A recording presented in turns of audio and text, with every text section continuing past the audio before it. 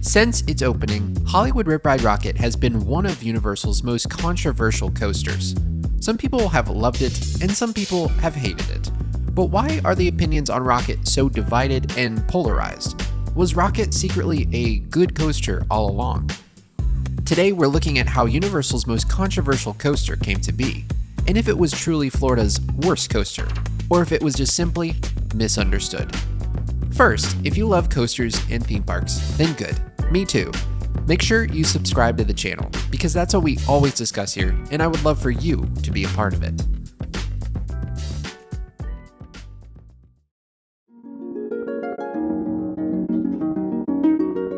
In the mid-2000s, Universal Orlando was not the behemoth and success that it is now. Don't get me wrong, the parks were still great, but certainly nowhere near the caliber that they are today.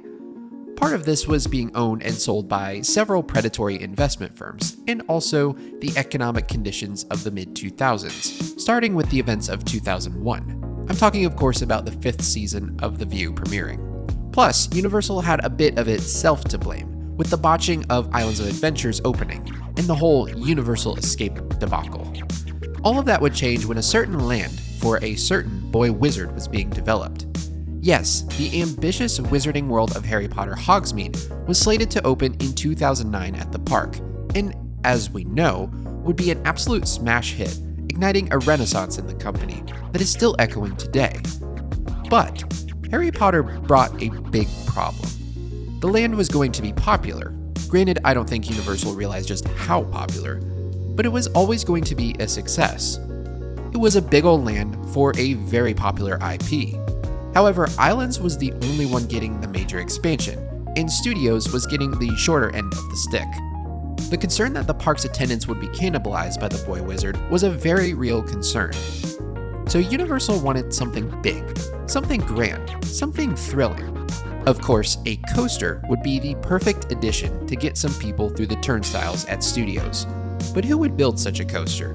Which manufacturer could deliver something that was both high capacity and thrilling? Well, this is where Rockit's many controversies began.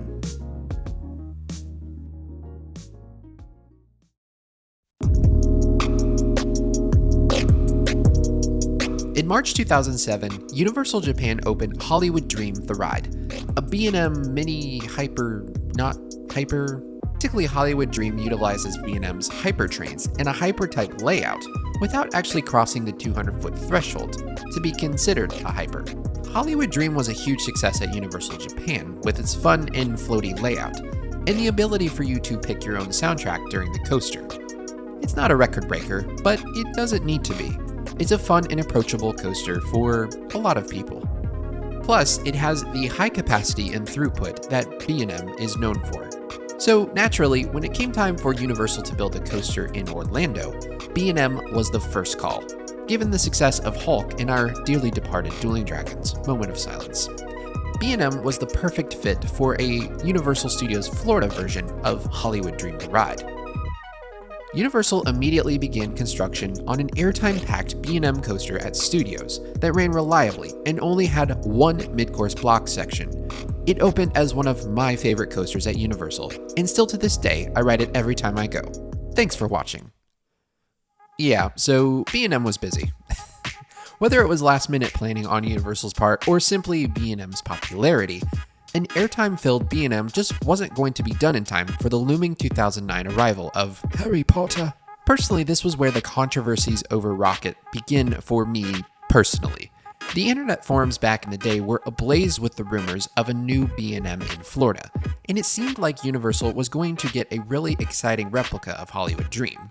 Keep in mind, this is way before Velocicoaster, Iron Gwazi, and even Mako down the road. So naturally, I was very excited about it. And then, it didn't happen. It's important to remember at the time that Intamin as well was not the powerhouse that it is today. Although they could have built something, their reliability was not to the standard Universal was looking for just yet. Also, Premier Rides probably could have done something, but I don't know what happened there either. So the question became, which reliable and consistently great manufacturer would Universal turn to construct their major headliner coaster for 2009? Oh boy.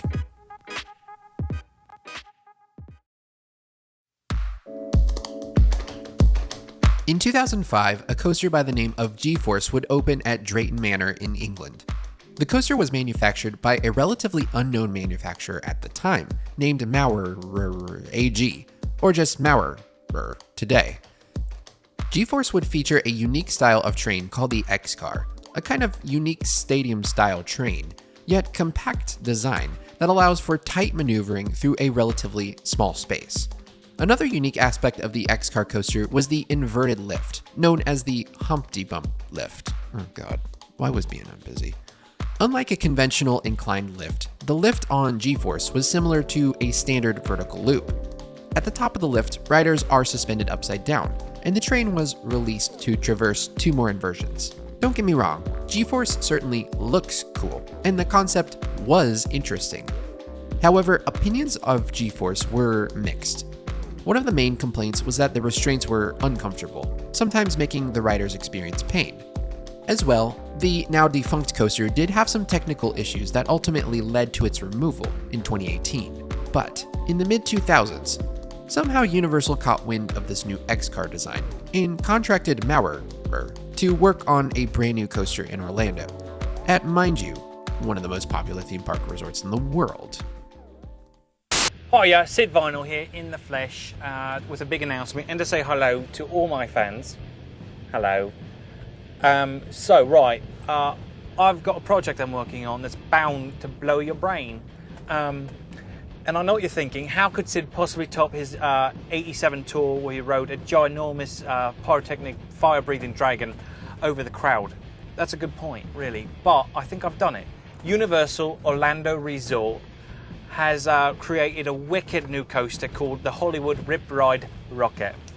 And it's great because you get to listen to your favourite music anyway, you get to listen and pick your own favourite song, and you get to star in your own music video. Amazing. They came to me, of course, because I'm Sid Vinyl, musical legend, and they wanted to pick my brain to get a lot of the rock and roll bits that are floating around in there, and so I've been teaming up with their engineers to kind of really fuse some great ideas. So it's been pretty neat. So I can't say a lot more, but stay tuned, and we'll be telling you more soon.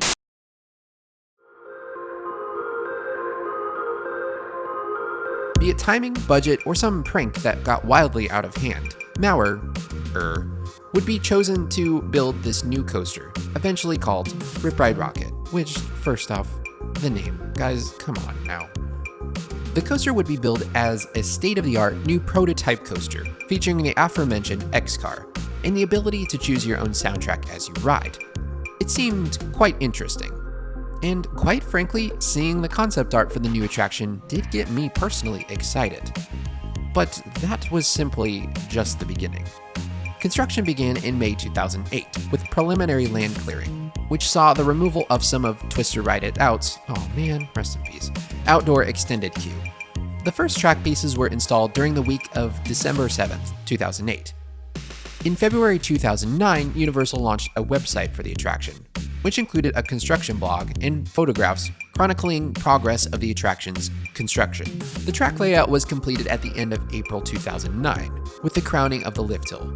Everything was right on schedule. However, in April 2009, Universal confirmed that the roller coaster would not open as originally planned, and said it would open in the summer. Though Universal never mentioned exactly what the problem was with the coaster, it was believed that there was a problem with the anti-rollback devices on the lift hill that caused the delay. Rockit was actually to feature a silent dual-chain lift hill that would act as a redundancy chain lift in the event the one chain breaks. It didn't work, and Rockit's loud clickety-clack lift hill echoed through production central in the front half of Universal Studio for years. It's not like RMC loud, but it's not B&M hyper quiet either. It's just, it would have been nice for the dual chain thing to work. But those issues were resolved, and Hollywood Rip Ride Rockit began public previews in mid-August 2009. And August 19th of that same year, Universal Studios Florida officially opened the attraction. And then it continued to experience technical issues early on after opening. Now, listen, I understand. Many coasters have technical issues after opening, and normally I like to give them a year or so to really work out the kinks. However, a number of Rip Ride Rockit's features worked sporadically or not at all. This was an issue that would continue. To add, there were also operational issues, such as slower than expected loading times that diminished capacity. But what about the ride experience? Well, one of the complaints was that, just like with the Drayton Manor X-Car coaster, that Rip Ride Rockit did have a rough experience, especially for guests sitting in the back seat. Then in September 2010, Hollywood Rip Ride Rockit would close indefinitely. Maurer issued an alert warning that stress testing of its X-Car ride vehicles had found that the coupling bars holding the trains together would not be, quote, fatigue endurable. Okay, I know you might be thinking, lots of great coasters have had construction issues, delays, and even reworkings, and become classics in their own right. Yes, totally. A good example is Maverick at Cedar Point. That had a whole freaking inversion removed before opening, and does sometimes suffer downtime. But Maverick is one of my favorite coasters at Cedar Point, and definitely in my top 10 or 20. So yes, you're absolutely right. And I share the opinion that coasters live and die on their layouts. So, the question becomes then, irregardless of Rockit's many issues, did it have a good layout? Is there actually some greatness hidden within? Well, I think this may actually be the more divisive part of the video. Rockit's experience really began in the station, on the moving walkway, where you quickly jump into the car and pick your soundtrack. Many would say the station was a perfect size for an 8-row B&M train. I'm not bitter. But with Rockit's smaller cars, you only had about 15 to 30 seconds to pick your song. If you didn't pick your song in time, then you were arrested. After the boarding process, you immediately started into a vertical lift hill. Personally, I've always really liked this part, as it was quite thrilling to ascend vertically like that. However, one interesting thing was once you reached the top of the lift hill in later years, the chain lift slowed down to a crawl. This was not a feature, like they weren't doing any like dive coaster Gerstlauer thing where they kind of like slow you down at the top. Rather, it's to stop another consistent issue with the coaster, add 'em up, where the train would reach the second block section before the train ahead cleared the third, leading to a stall and potentially the train behind it stalling at the very top of the lift hill, which, no thanks. Either way, the train goes down the first drop, which admittedly I do like a lot, and then goes into my absolute favorite element, the non-inverted loop. You get some great ejector moments here, and it was quite a unique element in the state. Was it like the best element ever that some say it is? I mean, no. Like the Mosasaurus roll is right there, and Iron Gwazi's death roll is not too far away. But it was a fun element no less, and unique. And from there, Rockit enters into the first of its many block sections. And here's where people are a little divided by Rip Ride Rockit. Its countless block zones. By the way, for those unfamiliar with a block zone, ask El Toro Ryan. But this coaster has not one, not two, not three, but 4 separate mid-course brake runs. I understand mid-course brake runs are important because they allow another train to be dispatched safely from the station and increase capacity, and allow the layout to be longer. But that's just the thing. Mid-course brake runs are reserved for, mid-course. Not like, in Rockit's case, the entire course. Now, some people do argue for the mid-course brake runs. Some people say that the coaster tends to pop up into these brake runs, giving you a nice airtime pop on each one. And I will give Rockit that. It does pop into some of the brake runs. But I would also argue that the layout was indeed interrupted each time you entered into one. Pop or not. Okay, but I do want to give one of my other favorite moments. After the first mid-course, you drop down and fly through the old Ghostbusters facade and into a really intense moment called the treble clef element. You got some pretty intense positive G's here, and this can be a gray out moment for some.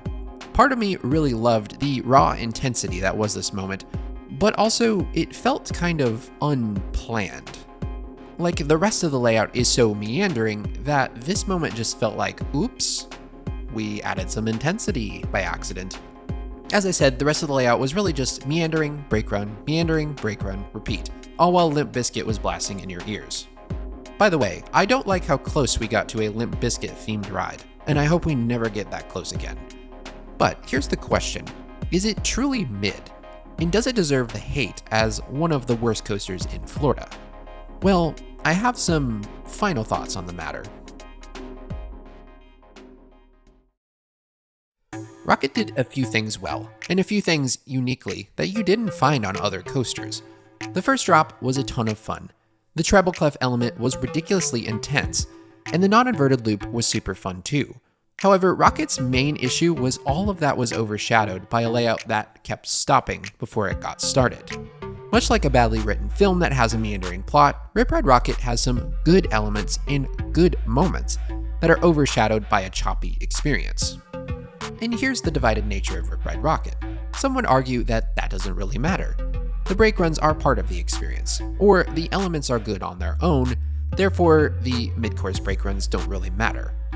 However, besides the elements and the layout, much like G-Force, Rockit had many complaints about it being rough, and I have definitely experienced it. It could be. Depending on the car and the seat, it was luck of the draw. Not to mention, Rockit overall was a huge headache for Universal since its beginnings. I didn't discuss the rebuilding of the trains, the several times it stalled on the lift hill requiring the fire department to be called, the brakes that needed to be added to the first drop to intentionally valley the coaster if it stalls on the first lift hill. There's a lot. And when it comes to Rip Ride Rockit, it feels like the juice just wasn't worth the squeeze. But was Rockit truly a mid-coaster though, deserving of its consistent hate? Well, this was where I differ from some people.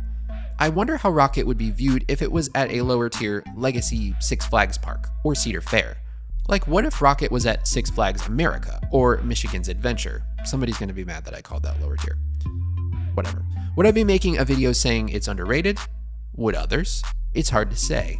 But Rockit has to be evaluated where it was. And in my opinion, between its crappy layout, garish theme, and all-around problematic operating life, it's really not the headliner coaster that Universal Studios Florida needed, especially in a post-Harry Potter Universal.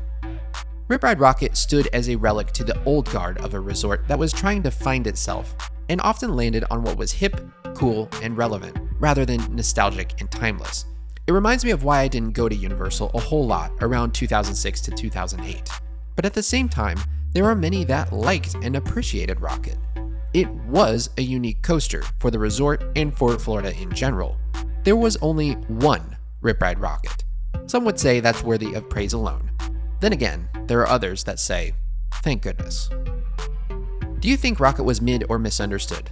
Let me know down below. And as always, remember rule number 5, relax and enjoy the ride. Thanks for watching.